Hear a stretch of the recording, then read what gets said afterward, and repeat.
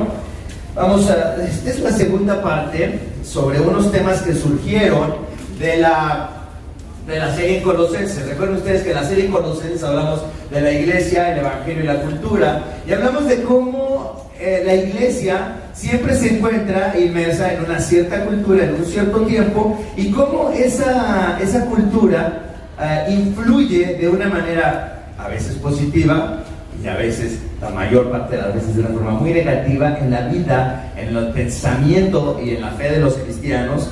Y de ahí surgieron algunas ideas sobre las cuestiones de la sexualidad, las cuestiones del matrimonio, y hoy vamos a hablar, esta segunda parte, y es el último tema especial, porque casi siempre hacemos series en libros de la Biblia, pero ahora estamos haciendo algo temático, y este es el segundo tema y el último, sobre algunos aspectos o temas que surgieron de la epístola a los Colosenses. El sermón de hoy se titula Soltería, Matrimonio y Esperanza. Soltería, matrimonio y esperanza. Y vamos a ir al texto que está en la primera epístola a los Corintios, capítulo 7, de los versículos 1 al 31. Y está muy en relación con el sermón que di sobre la sexualidad y la esperanza y el evangelio. Dice entonces así este texto. ¿Qué pasaje es? Perdón. Es primera a los Corintios, capítulo 7, versículos 25 al 35. ¿Están de acuerdo? Sí, ya está bien ahí. Okay. 25 al 35. Dice así: en cuanto a las personas solteras, no tengo ningún mandato del Señor, pero doy mi opinión como quien por la misericordia del Señor es digno de confianza. Pienso que a causa de la crisis actual, es bueno que cada persona se quede como está. ¿Estás casado? No procures divorciarte. ¿Estás soltero? No busques esposa. Pero si te casas, no pecas. Y si una joven se casa, tampoco comete pecado. Sin embargo, los que se casan tendrán que pasar por muchos aprietos y yo quiero evitárselos. Lo que quiero decir, hermanos, es que nos queda poco tiempo. De aquí en adelante, los que tienen esposa deben vivir como si no la tuvieran. Los que lloran, como si no lloraran. Los que se alegran, como si no se alegraran. Los que compran algo, como si no lo poseyeran. Los que disfrutan de las cosas de este mundo, como si no disfrutaran de ellas. Porque este mundo, en su forma actual, está por desaparecer. Yo preferiría que estuvieran libres de preocupaciones. El soltero se preocupa de las cosas del Señor y de cómo agradarlo, pero el casado se preocupa de las cosas de este mundo y de cómo agradar a su esposa. Sus intereses están divididos. La mujer no casada, lo mismo que la joven soltera, se preocupa de las cosas del Señor, se afana por consagrarse al Señor tanto en cuerpo como en espíritu. Pero la casada se preocupa de las cosas de este mundo y de cómo agradar a su esposo. Les digo esto por su propio bien, no para ponerles restricciones, sino para que vivan con decoro y plenamente dedicados al Señor. Esta es la palabra del Señor. Tenemos que recordar el contexto en el que se escriben estas cartas del apóstol Pablo. Es el Imperio Romano. En el Imperio Romano tenemos que entender que era una sociedad en la que una persona, la valía de una persona como individuo, estaba en relación a su familia. Es decir, el prestigio de una familia era tu prestigio, la posición de tu familia era tu posición en la sociedad, y la formación de una nueva familia y tu relación con tu familia y la habilidad o la capacidad de producir hijos era lo que le daba a una persona el valor en esa sociedad. La persona soltera era vista como una persona incompleta, era vista como una persona inútil. La persona soltera era vista como una persona inútil, sin significado, sin futuro, sin ningún valor en la sociedad romana. Fíjense, es tan claro esto que César Augusto, que gobernó el Imperio Romano del 27 a.C. al 14 después de Cristo, dice esto: las personas que permanecían solteras, hizo una ley para que después de los 22 años, si seguían solteros o después de los 22 años de edad no tenían hijos, se les cobrara un impuesto.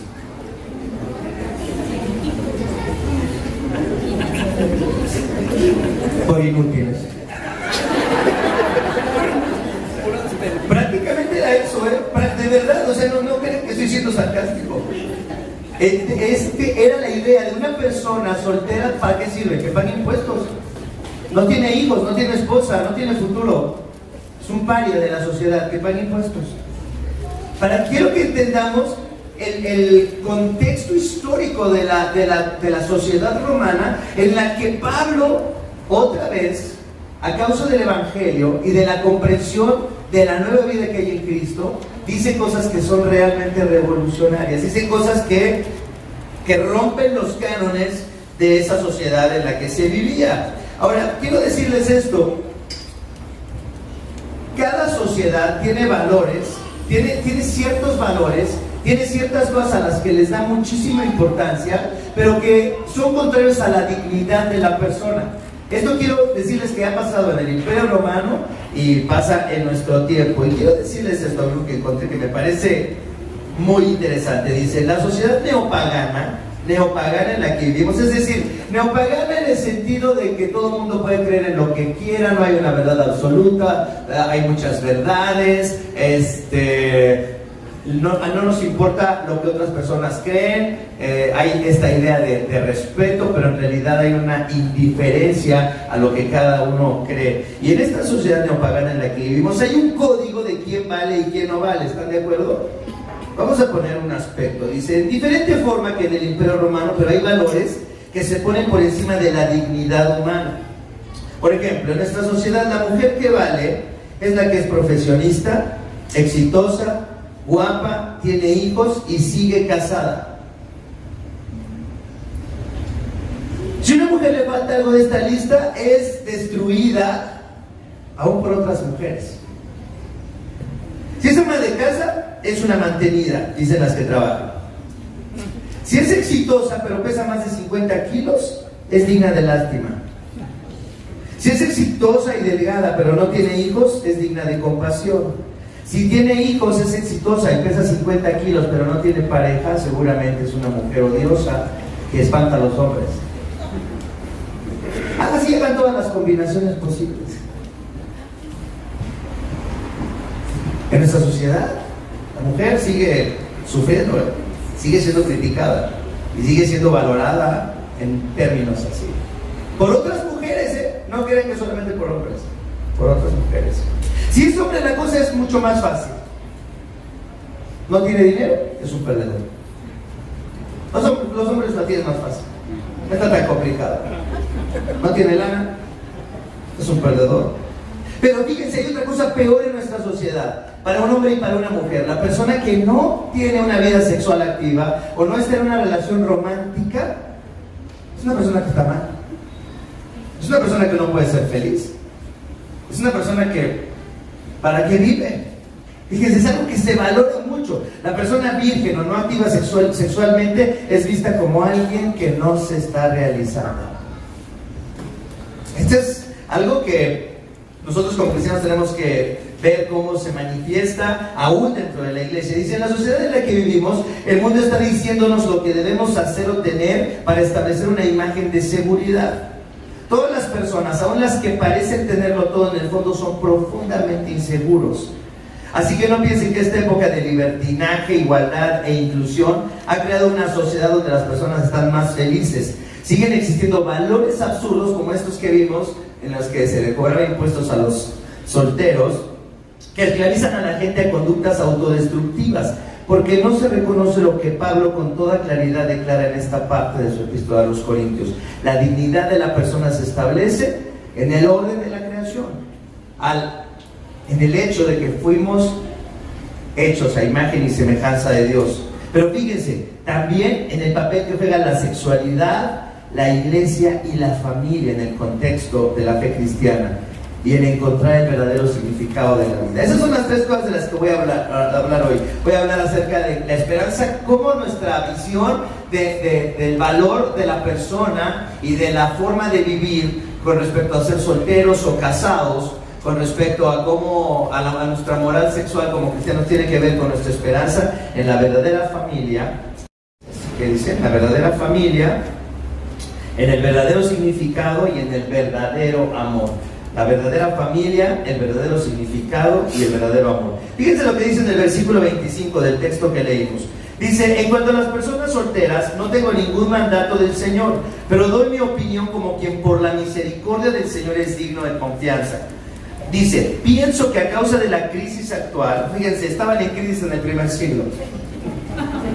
Yo nací en los años 60 y hasta el 76, que fue la primera gran devaluación con Echeverría, ¿verdad, hermano?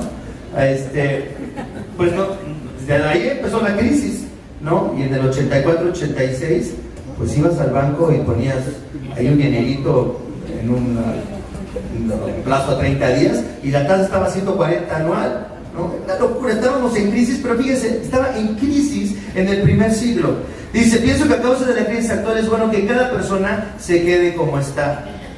Parece así como decir, bueno, está la cosa muy mal, ¿no? Vamos ya a quedarnos como estamos, ¿para qué le movemos?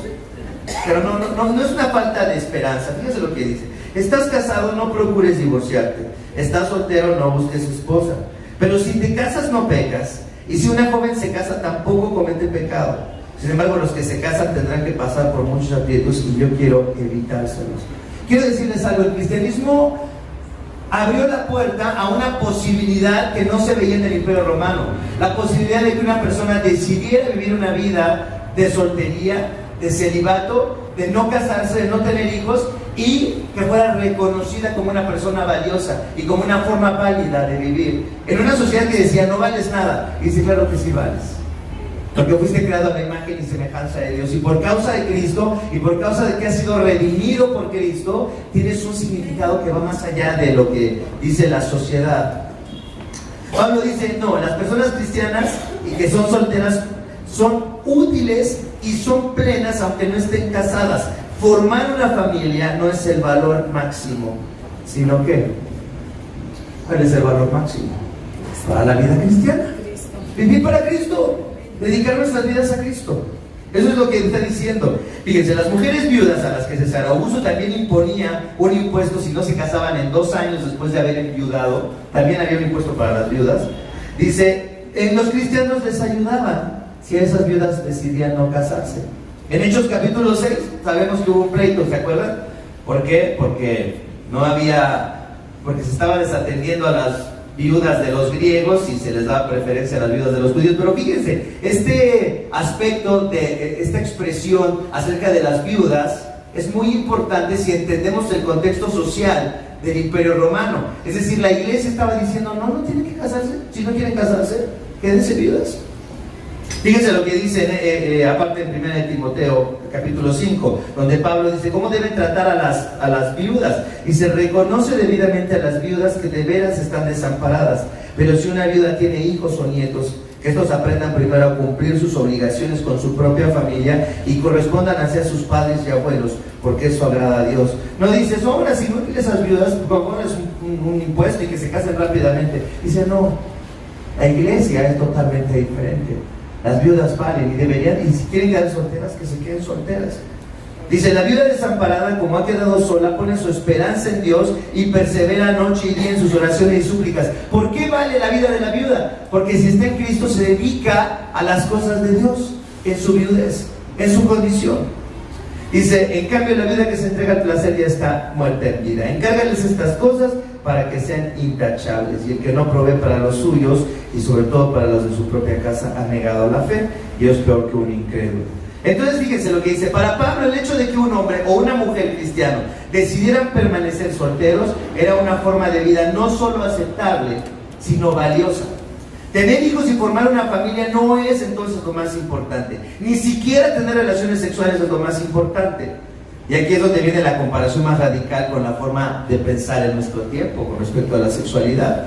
La gente no creyente, fíjense, en nuestro tiempo vemos esto. La gente no creyente no piensa que casarse o tener hijos es lo más importante, pero sí piensa que tener una vida sexual activa es fundamental, es un derecho y es una necesidad. Es una forma de autorrealización que debes de ejercer, y si no, hay algo que está mal contigo. La sociedad moderna dice, quédate soltero para que no tengas problemas, pero para que tengas experiencias sexuales con muchas personas. Y Pablo dice, por lo contrario, si te quedas soltero, no debes tener relaciones sexuales, sino dedicarte al Señor. Qué forma tan radical de pensar para el Imperio Romano y qué forma tan radical de pensar para nuestro tiempo. Fíjense, esta forma de pensar es revolucionaria hasta en la iglesia del siglo XXI. Fíjense, ¿qué pasaría si aquí en la iglesia, y esto no lo veríamos tan raro, que una mujer dijera, no me voy a casar, voy a dedicarme al Señor? Voy a ser la primera monja protestante. No. La primera monja reformada. Fíjense, así, si una mujer, creo que en nuestra sociedad machista mexicana, evangélica, tal vez aceptaríamos eso, que una mujer diga, no me voy a casar, quiero dedicarme al Señor. No para que sea misionera, pero no sé, que tenga su profesión, pero que diga, quiero dedicar mi vida al servicio del Señor, a orar, a trabajar en los diferentes ministerios. Tal vez no lo veríamos así tan mal, aunque sería un poco raro. Creo que muchos cristianos lo verían como una mujer rara. Pero si un hombre dijera, no me voy a casar y me voy a dedicar al Señor, se acaba. Porque lo primero que van a pensar que es, sí. Se me hace que ya está pasando de soltero codiciado a soltero sospechoso, como dice una amiguita mía, ¿no? O sea, luego dirían, es gay, tiene un problema. No. Fíjense cómo aún nosotros en pleno siglo XXI, con todo lo que entendemos del Evangelio, con toda la historia de la iglesia, cómo los valores de la sociedad, lo que quiero que veamos es que como cristianos, los valores de la sociedad, el pensamiento de la sociedad ha permeado nuestros corazones y nuestros pensamientos a tal grado que el Evangelio y la visión cristiana de la vida todavía no es algo tan claro para nosotros, y creemos que lo tenemos clarísimo, pero no es cierto, no lo tenemos clarísimo. Todavía nuestra forma de juzgar una decisión así sería totalmente mundana para muchos de nosotros. Lo que quiero que entendamos es que nosotros estamos mejor que los cristianos en el primer siglo. El pensamiento pagano, el pensamiento del mundo está en la iglesia y tenemos que pensar esto. Dice, como iglesia debemos reconocer que como el orden de la fe cristiana sigue desafiando nuestros valores en este tiempo, igual que pasaba en el primer siglo. Dice, pero el Evangelio debe cambiar los valores que la iglesia abraza en un constante intercambio, y lo que dice Pablo en la primera carta, en la carta a los Romanos, en el capítulo 12, en el versículo 1. Hermanos, quiero que cambien su forma de pensar, que cambien su forma de pensar, es decir, que estén reflexionando constantemente en el Evangelio que han recibido y que no se dejen dominar por las ideas del mundo. Quise darles el ejemplo de lo que pensaríamos de una mujer o un hombre que decidiera no casarse y cómo lo recibiríamos como iglesia. Pablo dice en este texto, si te casas haces bien, y si no te casas también está bien. La iglesia debe ser un lugar en el que haya personas que decidan quedarse solteras si no quieren casarse, y debemos dejar de ver a los solteros como personas incompletas o inmaduras. No quiero decir que no hay personas solteras inmaduras, sí las hay. Pero también hay personas que se casan y son totalmente inmaduras, aunque tengan 50 años de casados, no han madurado, ¿no? El matrimonio no es una garantía ni prueba de madurez espiritual o mental, pero tampoco lo es la soltería.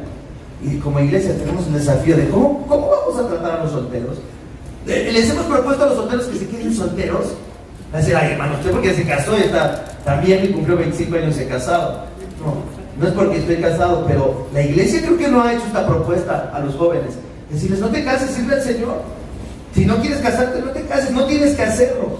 Y las personas que siempre preguntan, las personas, ¿cómo se dice? Impertinentes, que siempre hay en las iglesias, que siempre preguntan, ¿y cuándo tienes bebés? ¿Y cuándo te vas a casar? Esas personas impertinentes clásicas de la iglesia, ¿verdad? Deben de pensar, calla mi boca, Señor, no debo pensar antes de hablar, y dejar de estar diciendo lo que se me ocurre. Debería decir, si no tienes hijos, no tengo por qué estar preguntando por qué no tienes hijos. Y si no te has casado, no deberías de estarte preguntando por qué no te has casado. Eso es algo que la iglesia debería de hacer. Dice, lo importante, dice, es entender que en Cristo hay una forma mucho más amplia de vivir que solo los roles propuestos por la sociedad. Que alguien dijera en el primer siglo que estaba bien quedarse soltero, dice, era posible porque la iglesia otorgaba una comunidad que podía apoyar a una persona en su decisión de quedarse soltero y vivir para Cristo. Fíjense lo que la iglesia estaba diciendo: si no tienes hijos, si no te casas, no necesitas esa familia, porque somos tu familia. La iglesia te va a cuidar, la iglesia va a estar contigo, la iglesia va a ser tu comunidad. Y la iglesia va a atenderte aún si estás en la vejez. No, hay ejemplos así, padrísimos. Por ejemplo, Anita y Sergio, que se hacen cargo, por ejemplo, un poco de Cande, ¿no? Ha sido precioso ver a Cande, una persona tan mayor, venir al evangelio a sus casi 80 y tantos años, y que es una parte de la familia, ¿no? Y es parte de nuestra familia, ¿no? La iglesia no debería de hacer esto, no deberíamos de cuidar a los ancianos, a los que queden viejitos entre nosotros, en lugar de estar diciendo, ay, mis hijos no me llevo bien con ellos, ¿quién me va a cuidar? ¿No? No tenemos la iglesia. La iglesia en el primer siglo dio ese espacio a las personas que nadie valoraba, y la iglesia dijo, ustedes son valiosos. Y la iglesia debe hacer esto en el siglo XXI. Para los que no van a tener hijos, porque no quieren o porque no pueden, y para los que no se van a casar tampoco. Y debemos decir, esa es una vida válida. Estoy diciendo, estoy en la Ciudad de México, no sé si estoy loco por estar diciendo estas cosas aquí, pero eso es lo que veo en la palabra de Dios. Fíjense lo que dice Rodney Stark. Stark, está de moda ese apellido.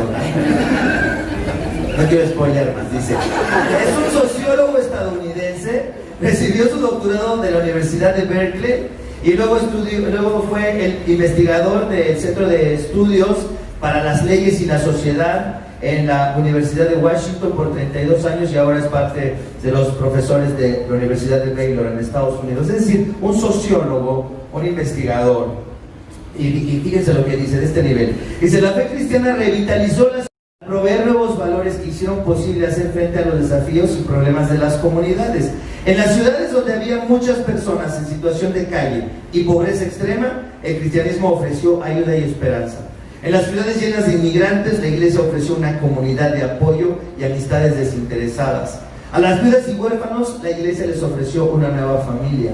A la violencia en las ciudades, la iglesia ofreció reconciliación entre diferentes grupos. Por último, en las ciudades llenas de enfermedades, incendios y terremotos, la iglesia ofreció cuidados que no proveía el gobierno. ¿Realmente la iglesia es tan radical como para que se convierta en nuestra familia? ¿O es el club a donde vamos solamente si nos atienden bien y si tenemos un buen intercambio? ¿O realmente estás comprometido con una iglesia, con una comunidad? ¿Realmente estos son tus hermanos? ¿Realmente son personas que te importan? ¿O solamente vienes a consumir un ratito cada domingo lo que necesitas y después de eso no tienes ninguna relación con la iglesia? Hay muchas personas que eso piensan que es la vida cristiana, venir media hora el domingo y irse, y no tienen nada que ver con la iglesia. Cumplen en su mente, pero la iglesia nunca pasa a ser realmente parte de su vida, ni son su familia, solamente son algo que usan para sentirse bien consigo mismos. Realmente quiero que entendamos esto. La iglesia es algo radical si comprendemos el evangelio y si realmente empezamos a experimentarlo. Dice entonces el apóstol Pablo, hablando de la soltería y del matrimonio, la idea principal entonces es que el cristiano tiene una visión de la vida que va más allá de formar una familia, y esa visión es servir al Señor, dedicar la vida a Cristo, vivir la vida para la gloria de Dios. Y para eso no se necesita ni estar casado ni soltero, sino un compromiso de vivir para el que nos salvó. Fíjense lo que dice el apóstol en el versículo 32. Yo preferiría que estuvieran libres de preocupaciones. El soltero se preocupa de las cosas del Señor y de cómo agradarlo, pero el casado se preocupa de las cosas de este mundo y de cómo agradar a su esposa. Sus intereses están divididos. La mujer no casada, lo mismo que la joven soltera, se preocupa de las cosas del Señor, se afana por consagrarse al Señor tanto en cuerpo como en espíritu, pero la casada se preocupa de las cosas de este mundo y de cómo agradar a su esposo. Dice un comentarista, el verdadero significado entonces de la vida no está en el estado civil de la persona, sino en su compromiso de vivir para Cristo. Fíjense, en medio de la familia que es la iglesia, en medio de una comunidad donde se sirve al prójimo y en donde se ayuda y donde se anima para que caminemos cerca de Cristo. La verdadera familia no es la que se forma entonces en los lazos de sangre que establecía el Imperio Romano, sino la que se forma en la visión del reino de Cristo, en la visión de que hemos sido comprados por la sangre de Cristo y ahora estamos unidos unos a otros con lazos eternos. ¿Realmente así ves a las personas que están aquí en la iglesia? ¿Te ves unido a ellos? Esto es importante pensar. Y de ahí viene el verdadero significado de la vida. Entonces, fíjense lo que dice el apóstol, siguiendo con su discurso. El verdadero significado de la vida, dice en el versículo 28, pero si te casas, no pecas. Y si una joven se casa, tampoco comete pecado. Sin embargo, los que se casan tendrán que pasar por muchos aprietos y yo quiero evitárselos. Lo que quiero decir, hermanos, es que nos queda poco tiempo. De aquí en adelante, los que tienen esposa deben vivir como si no la tuvieran, los que lloran como si no lloraran, los que se alegran como si no se alegraran, los que compran algo como si no lo poseyeran, los que disfrutan de las cosas de este mundo como si no disfrutaran de ella, porque este mundo en su forma actual está por desaparecer. Este mundo, el orden de este mundo, dice, está por desaparecer. Dice, lo que la mayoría de los comentaristas afirman sobre este pasaje es que Pablo no está diciendo que el matrimonio no es importante o que ignoren a sus esposas. Algunos dijeron, qué bueno, ya ves, no te vas a hacer caso, como si no estuviéramos casados. No, eso ya lo saben ustedes hacer tranquilamente. Dice, más bien lo que debemos es tener una visión mucho más elevada de la relación matrimonial, la cual, fíjense, la cual tiene sentido solo en Cristo. Dice, es decir, el matrimonio no es una forma de autoafirmación y búsqueda de la felicidad romántica, sino que el cristiano tiene en mente que Dios usará su matrimonio para algo mucho más importante que pasarla bien. Lo que quiero es que pensemos que vivimos en una sociedad donde la cuestión romántica es lo más importante. Entonces decimos, el que no tiene una relación romántica o no tiene una vida sexual activa no puede estar disfrutando la vida ni puede estar realizándose. Pero el apóstol Pablo dice, no, fíjense, lo que quiero decirles es que el matrimonio no debemos de poner nuestra esperanza para satisfacer nuestras necesidades inmediatas de amor romántico o de necesidades sexuales. Dice, si nos deberíamos de pensar es algo mucho más profundo, el matrimonio. Realmente puedes ver tu matrimonio como la forma en la que Dios te va a santificar, como Dios te va a enseñar a perdonar a una persona que no merece ser perdonada, o amar a una persona que no todos los días hace cosas para que la ames y que lo tengas que hacer todos los días. Y vas a ver la relación sexual después de 30 años o 40 años y decir, tengo una relación sexual contigo porque estoy comprometido a estar solamente contigo, porque solamente voy a encontrar mi satisfacción en ti. Y entonces dice Tim Keller en su libro El significado del matrimonio, el sexo en el matrimonio entonces se convierte en algo casi sacramental, en un recordatorio del compromiso que he hecho de vivir solamente para ti. Por eso cuando dice una persona, no, es que estamos casados pero tenemos 30 años de que no tenemos relaciones, no, pues ya están divorciados. Porque no has renovado tu pacto en la relación sexual que deberías de buscar con tu esposa. ¿Se dan cuenta lo profundo que es el matrimonio a la luz de la fe cristiana? El sentido que tiene el sexo del matrimonio, el compromiso en el matrimonio, más allá del amor romántico. Eso es lo que queremos decir, es de lo que estamos hablando. Dice, Pablo nos invita a reflexionar sobre las cosas a las que damos demasiada importancia en esta vida. Los romanos entonces le daban un inmenso valor al tema de la familia, a la seguridad financiera y a los hijos, pero es claro que el significado de la vida no está en tener hijos o no tenerlos, no está en ser casado o soltero, no está en ser rico o pobre, sino en lo que harás con tu vida. Y aquí viene esta pregunta, dice, los que quieren tener hijos, y esta mañana es para todos aquí, los que quieren tener hijos, ¿se han preguntado para qué quieren tenerlos? ¿Para qué quieres tenerlos?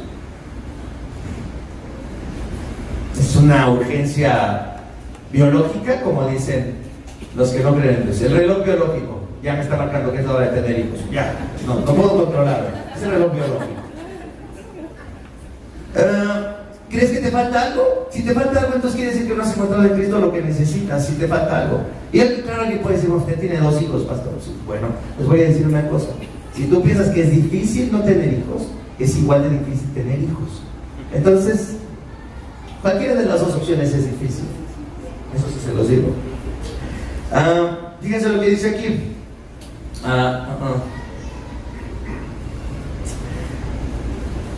Los que están solteros, ¿para qué quieren casarse? ¿Qué es lo que quieres? ¿Quieres seguir el modo de pensar de este mundo? Decir, es que necesito una relación romántica, es que necesito ejercer mi sexualidad porque si no, no tiene significado mi vida. ¿Lo crees? ¿Crees esto a pesar de que eres cristiano? Tienes que pensar para qué quieres casarte. Los que buscan el desarrollo profesional y económico, ya saben para qué quieren lograr todo eso que están buscando. Dice, o tu existencia como cristiano es tan hueca como la de una persona que solo sigue la corriente de este mundo. A lo mejor los deseos que tienes son tan huecos y superficiales y tan faltos de reflexión como una persona que no es cristiana y que también quiere tener hijos, casarse y no sabe ni por qué. En el contexto de la vida, el sexo, el matrimonio y la soltería significa, dice, en el contexto de la vida, el sexo, el matrimonio y la soltería, ¿qué significan las palabras del apóstol? Fíjense, porque este mundo en su forma actual, la palabra forma, griega es la palabra esquema. Eso me gustó mucho. La palabra esquema. El esquema de este mundo, dice, está por desaparecer. La forma en la que vivimos, la forma en la que nos relacionamos y lo que buscamos está por desaparecer. Ya no va a ser igual. A ver, ¿cómo es esto? Y si algunas personas piensan que Pablo hablaba así porque estaba un poco errado en su escatología, es decir, estaba pensando que ya Cristo venía y que ya no deberíamos de pensar en estas cosas. No es eso. El apóstol no estaba guiado por una visión muy corta de la existencia, sino más bien por una visión más amplia de la realidad que vemos en Cristo, un propósito más alto que encontramos por la fe que tenemos en Cristo.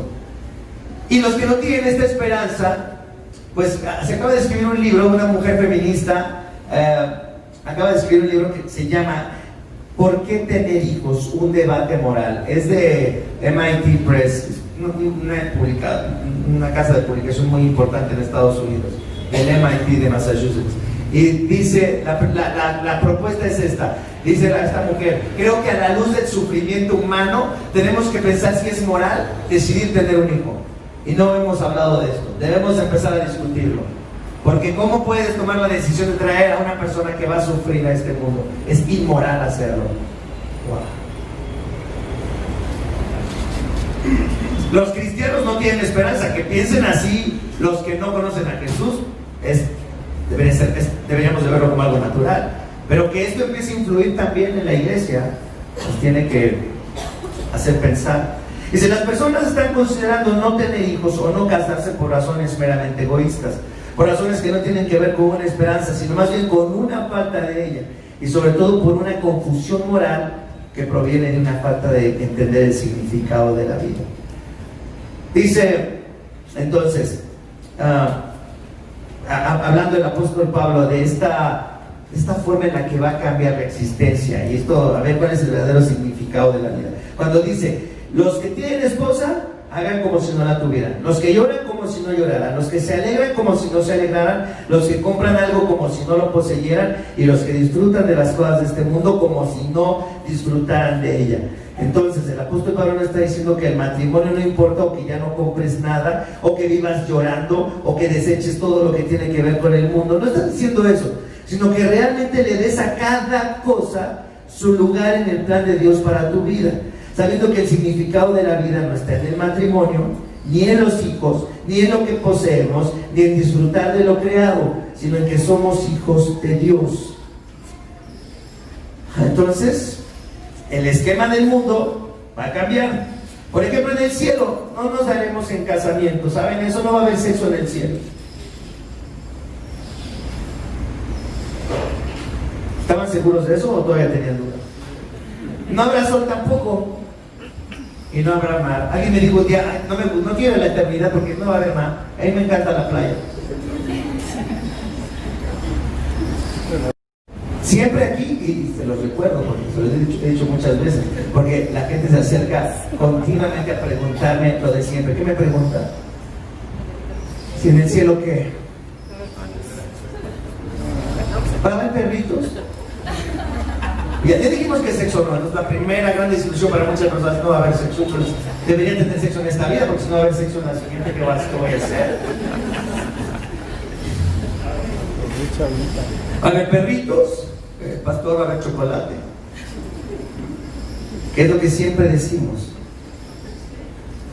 No perritos, no chocolate, no sexo. No, algo mejor que los perros. Algo mejor que el chocolate. Y obviamente algo mejor que el sexo. Si hay algo mejor que el sexo, yo quiero ir. Si hay algo mejor que el chocolate, yo quiero eso. Si hay algo mejor que los perros, es el Señor, ¿se dan cuenta? El que creó los perros, el que creó el sexo, el que creó el mar, el que creó la luna y las estrellas. Eso es lo que vamos a tener. No tenemos ni idea de lo que pensamos cuando pensamos en la eternidad. Porque nos imaginamos el pasaje del Antiguo Testamento del anciano de Días, ¿no? Y dice: vamos a contemplar al anciano de Días. ¡Qué padre! No. es algo mucho más allá. Fíjense lo que dice en Apocalipsis 21. Después dice: vi un cielo nuevo y una tierra nueva, porque el primer cielo y la primera tierra habían dejado de existir, lo mismo que el mar. Vi además la ciudad santa, la nueva Jerusalén, que bajaba del cielo procedente de Dios, preparada como una novia hermosamente vestida para su prometido. O sea, una novia, un novio. Dice: oí una potente voz que provenía del trono y decía: aquí entre los seres humanos está la morada de Dios. Él acampará en medio de ellos y ellos serán su pueblo. Dios mismo estará con ellos y será su Dios. Enjugará toda lágrima de los ojos de ellos, y no habrá muerte, ni llanto, ni lamento, ni dolor, porque las primeras cosas han dejado de existir. Y no vi ningún templo en la ciudad, porque el Señor Dios Todopoderoso y el Cordero son su templo. La ciudad no necesita ni sol ni luna que la alumbren, porque la gloria de Dios la ilumina y el Cordero es su lumbrera. Cómo me encanta ver la luna desde mi cama en estas noches preciosas de estas 2 semanas. ¿No han visto la luna? Increíble. Me encanta ver una puesta de sol. Pero ¿qué será esto que nos está diciendo San Juan en el Apocalipsis? Está diciendo: el orden que viene, el significado de la vida es más que este sol y este mar y este sexo y estos hijos y este matrimonio o esta soltería. Es mucho más que eso, y ustedes como cristianos deben entender que hay mucho más que esto. ¿Cómo lo estás viviendo? ¿Cómo estás viviendo la realidad de tu vida? ¿Te sientes incompleto, amargado, frustrado? ¿O tienes una vida plena en Cristo? Ese es el desafío que quiero que esta mañana quede en medio de nosotros. En Mateo 22:30 le dice el Señor Jesús a los saduceos, ¿no?, que no creían en la resurrección, y le dijeron: ¿con quién se va a casar una mujer que tuvo 7 maridos? Dice: miren, en la resurrección las personas no se casarán ni serán dadas en casamiento, sino que serán como los ángeles que están en el cielo. El esquema de este mundo va a cambiar, va a ser destruido. La vida eterna no tiene que ver con el orden de este mundo. Y por eso tu vida y tu visión y el significado de tu vida, y para qué quieres casarte, o para qué te quedas soltero, o para qué tienes hijos, o para qué haces una carrera, tiene que ver en relación con Dios. ¿Tiene significado tu vida? Sí, claro. Deberías ser un ingeniero, no un ingeniero, un ingenierazo. Deberías de ser un doctor, no un doctor, un superdoctor. Deberías de ser un maestro, no un maestro, pero un supermaestro. Deberías de ser un muy buen esposo, una muy buena esposa, una buena madre, un buen padre, un buen hijo. Deberías ser un buen profesionista. A causa del significado de las cosas que entiendes en Cristo, de que es importante todo lo que haces para Cristo, pero esto es pasajero. ¿Cómo vas a dedicar tu vida? ¿A Dios? ¿Para qué vas a vivirlo? ¿Para Dios o para ti, bajo los valores de la sociedad en la que vivimos? Finalmente, el verdadero amor. Entonces, la verdadera familia es la iglesia. El verdadero significado está en todo lo que hay en Cristo y el verdadero amor.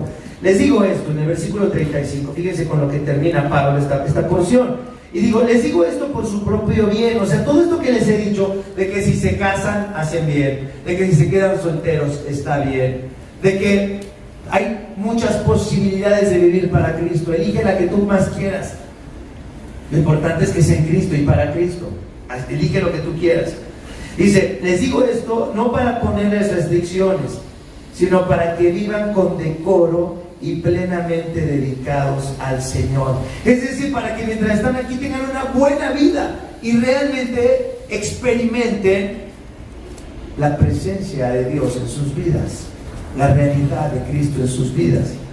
Dice, cuando hablamos entonces en el sermón sobre el sexo hace 2 semanas y esperanza en la vida cristiana, hablamos de un pasaje que es muy importante y que le da sentido a todo el discurso de Pablo. Si ustedes analizan esta carta a los Corintios, van a ver que el capítulo 6 y el capítulo 7 hablan de esto: soltería, matrimonio y sexo. Ese es el tema: soltería, matrimonio y sexo. 2 capítulos completos. Pero fíjense, este texto es central para entender todo lo que está alrededor. En 1 Corintios 6:15 dice: ¿no saben que sus cuerpos son miembros de Cristo mismo? ¿Tomaré acaso los miembros de Cristo para unirlos con una prostituta? Jamás. ¿No saben que el que se une a una prostituta se hace un solo cuerpo con ella? Pues la Escritura dice: los dos llegarán a ser un solo cuerpo. Pero el que se une al Señor se hace uno con Él en el Espíritu. Entonces fíjense, lo que Pablo está diciendo, todo mi discurso discurso sobre soltería, matrimonio y sexualidad tiene sentido para el cristiano cuando el cristiano ve su vida unida ¿a quién? Unida a Cristo. O sea, no podemos hablar de esto si no ves la unión que tienes con Cristo, si estás en la fe en Cristo. Y por eso pienso que muchas personas en la iglesia no pueden nunca vivir en este orden de la fe cristiana porque no entienden su unión con Cristo. Es más, algunos porque no están unidos todavía a Cristo. Dice, todo el discurso de todo es de Pablo, todo lo que Pablo dice tiene sentido entonces en la unión con Cristo, en la esperanza que tenemos en Cristo por su vida, por su muerte y por su resurrección. Ser soltero tiene mucho sentido en Cristo. Casarse tiene mucho sentido en Cristo. Tener hijos o no tenerlos tiene mucho sentido en Cristo. La sexualidad solo tiene sentido en Cristo dentro del matrimonio, bajo el orden que Dios estableció en la creación. Si tú pones tu esperanza, fíjense, en encontrar el verdadero amor de tu vida, como Giselle, ¿verdad? En Encantada, ¿verdad? Have you found your true love? ¿Quién será tu verdadero amor? ¿Encontraste ya tu verdadero amor? Ya sabemos que nunca lo vamos a encontrar porque siempre te vas a casar con quien dijimos, con la persona equivocada. Tú crees que te casas con la persona que conoces, tú crees que la conoces, pero en realidad, dale 3 meses y va a cambiar. Mi esposa en los 25 años que ha estado casada conmigo ha vivido con 5 hombres diferentes y todo soy yo. No solamente porque soy bipolar y todo eso, sino de verdad, o sea, ¿quién se ha mantenido igual? Siempre estás con una persona extraña, siempre la estás conociendo, siempre estás pasando por diferentes etapas. Pero tiene mucho sentido si estás en Cristo. Dice entonces, hay personas que tienen que idealizar a su esposa o a su esposo, porque ver la realidad de la persona con la que están casados es muy doloroso. Entonces justifican de todo al esposo que es mala onda o a la esposa que tiene muchos defectos. Siempre, no, mi esposo es increíble, maravilloso, nunca discutimos. Bueno, está bien, sí, eso te hace feliz. Otros siguen buscando que su cónyuge cambie y siguen quejándose y amargados porque no tienen lo que quieren de la otra persona. Pero la fe cristiana le da sentido al matrimonio y al amor de una pareja diciendo, primeramente, de acuerdo a lo que dice Pablo, dice, si no tienes un amor de pareja, no pienses que lo necesites. Si lo tienes, vas a ver que no puedes satisfacerte. Y tercero, el verdadero amor que necesitas es el que se te ofrece en Cristo. ¿Quieres ser un buen esposo o una buena esposa? Deberías de tener una vida satisfecha en Cristo. ¿Quieres ser un buen soltero? Deberías tener tu vida satisfecha en Cristo. ¿Quieres ser un buen padre? Antes de serlo, ¿estás satisfecha tu vida en Cristo? Porque si quieres casarte, o si quieres ser soltero, o si quieres tener hijos para satisfacer tu vida, déjame decirte que solamente te estás condenando a la decepción. Solamente estás condenado a la decepción, porque no vas a obtener lo que quieres.